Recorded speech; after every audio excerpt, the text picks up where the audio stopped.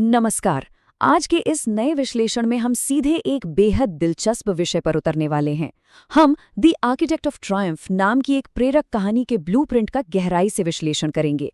ये कोई आम कहानी का ढांचा बिल्कुल नहीं है। ये एक 15 मिनट लंबे जबरदस्त मोटिवेशनल नैरेटिव को तैयार करने की पूरी रॉ मैकेनिक्स है। इस चर्चा के जरिए हम मिलकर समझेंगे कि आखिर एक बढ़िया प्रेरक कहानी के पीछे कौन से तत्व काम करते हैं और कैसे एक साधारण से विचार को एक शक्तिशाली अनुभव में बदला जाता है। चलिए शुरू करते हैं। ठीक है, चलिए जल्दी से देखते हैं कि इस विश्लेषण का सफर कैसा रहेगा। हम शुरू करेंगे संघर्ष की नींव से, फिर बदलाव की घड़ी पर आएंगे, उसके बाद सिनेमैटिक विजुअल मैकेनिक्स को समझा जाएगा और अंत में सीधे जीत की संरचना का विश्लेषण होगा। तो सबसे पहला भाग है संघर्ष की नींव, जहां से सफर शुरू होता है। किसी भी नायक की यात्रा को सचमुच प्रेरणादायक बनाने के लिए शुरुआती दौर के दर्द और कठिनाइयों को समझना बेहद जरूरी होता है। अब द आर्किटेक्ट ऑफ ट्रायम्फ मूल रूप से एक युवा लड़के की असफलता से सफलता तक की लंबी यात्रा की कहानी है, लेकिन यहाँ सबसे ध्यान देने वाली बात है इसका समय और ढांचा है। सोर्स मटेरियल में पूरी तरह स्पष्ट किया गया है कि ये एक 15 मिनट का लॉन्ग फॉर्म स्ट्रक्चर है और ये 15 मिनट का समय किसी के साथ भी एक गहरा भावनात्मक जुड़ाव बनाने के लिए एकदम सटीक होता है, जिसमें कहानी के उतार चढ़ाव को बेहतरीन तरीके से पेश किया जा सकता है। जो बात इस विश्लेषण में सच में दिलचस्प है वो ये है कि नायक की शुरुआती स्थिति को कितने नंगे और यथार्थवादी रूप में पेश किया गया है। उदासी, संघर्ष, गरीबी, अस्वीकृति और अकेलापन, ये शब्द सिर्फ भावनाएं नहीं हैं, बल्कि इस नैरेटिव की एक ठोस बुनियाद हैं। ब्लूप्रिंट इन्हीं 5 बिंदुओं का उपयोग करके मूल स्थिति को स्थापित करता है, क्योंकि सच तो यही है कि बिना इस दर्द भरी स्थिति को स्थापित किए आगे आने वाली जीत और सफलता का स्वाद उतना मीठा और आनंददायक लग ही नहीं सकता। यहाँ से हम आते हैं दूसरे भाग पर, बदलाव की घड़ी, द एक्शन सीक्वेंस। यहाँ इस कहानी के ढांचे में जबरदस्त गति आती है। ये वो स्थिति है जहां भावनाएं अब ठहरने के बजाय सीधे कर्म और एक्शन में बदलने लगती हैं। संघर्ष के इस नक्शे को ध्यान से देखिए। देर रात तक अकेले पढ़ाई करना, जिम में पसीना बहाना और महीनों तक जीवन और परीक्षाओं में लगातार असफलता का सामना करना, ये सब कड़ी मेहनत और टूटने की सीमा तक जाने का प्रतीक हैं। और हाँ, इसमें बारिश में दौड़ना भी मुख्य रूप से शामिल है। अब शायद ही ऐसी कोई प्रभावशाली प्रेरक कहानी हो जिसमें नायक को अंधेरे में बारिश में दौड़ते हुए न दिखाया गया हो। ये एक यूनिवर्सल तरीका है ये दर्शाने का कि स्थिति अब रॉक बॉटम यानी सबसे निचले स्तर पर पहुंच चुकी है। बाहरी थकान, लगातार असफलताएं और लोगों की हंसी को सहना कभी भी आसान नहीं होता, पर यही कठिनाइयां आंतरिक बदलाव का सबसे बड़ा कारण बनती हैं।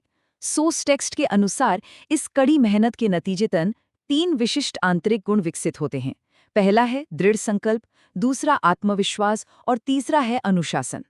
ये 3 कदम दर्शाते हैं कि कैसे बाहरी संघर्ष और निराशा एक आत्मा को फौलाद जैसा मजबूत बना देती है। लोग हंसते हैं, पर नायक उस हंसी को अपने अनुशासन का ईंधन बना लेता है। एकदम कमाल का कॉन्सेप्ट है। अब बढ़ते हैं तीसरे भाग की तरफ, सिनेमैटिक विजुअल मैकेनिक्स, कहानी को पेश करना।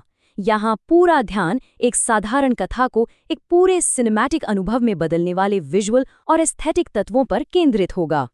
और ये हिस्सा बहुत ही बेहतरीन ढंग से दर्शाता है कि कहानी को पेश करने का पैमाना कितना ऊंचा रखा गया है। अल्ट्रा रियलिस्टिक मूवी स्टाइल और 4K सिनेमैटिक विजुअल्स, ये लाइन सीधे सोर्स मटेरियल से ली गई है।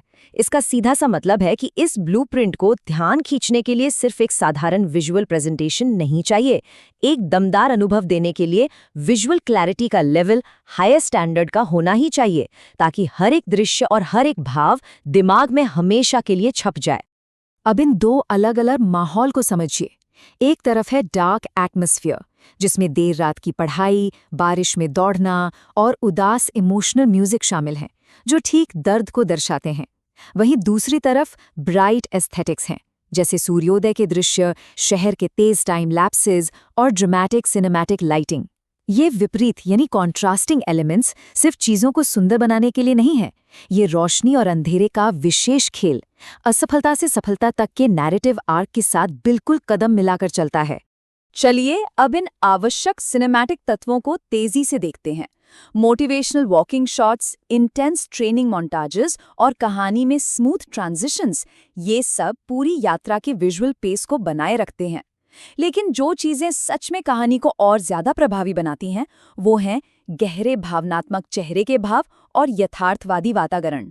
जब किसी के चेहरे पर असली दर्द या खुशी का साफ अक्स दिखता है और आसपास की दुनिया रियल लगती है, तो दुनिया भर में कोई भी उस कहानी से बिना कुछ कहे भी एक गहरा कनेक्शन महसूस कर सकता है। और अब एक लंबे थका देने वाले सफर के बाद गौरव और विजय का समय आता है।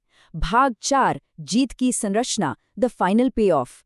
सारा अंधेरा पीछे छूट चुका है, सारी कड़ी मेहनत अपना रंग ला चुकी है, और अब वक्त है उस इमोशनल क्लाइमैक्स का जिसके लिए शुरुआत में इतना कुछ सहा गया था।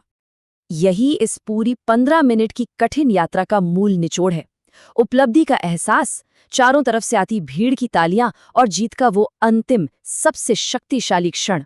ध्यान देने वाली बात है कि एक अकेलापन जो कहानी की शुरुआत में था, अब वो एक विशाल भीड़ के समर्थन और सम्मान में पूरी तरह बदल चुका है। सोर्स टेक्स्ट यहाँ स्पष्ट रूप से इशारा करता है कि बिना इन विशेष तत्वों के सफलता की कथा पूरी हो ही नहीं सकती।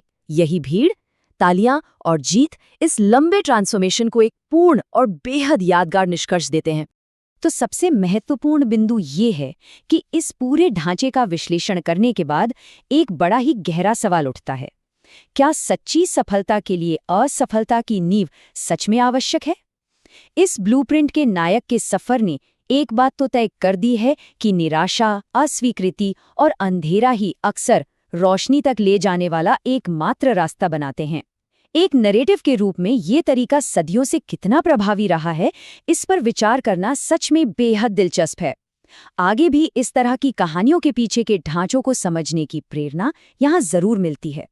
आज की इस चर्चा के साथ जुड़े रहने और इस रोचक विश्लेषण का हिस्सा बनने के लिए बहुत बहुत धन्यवाद।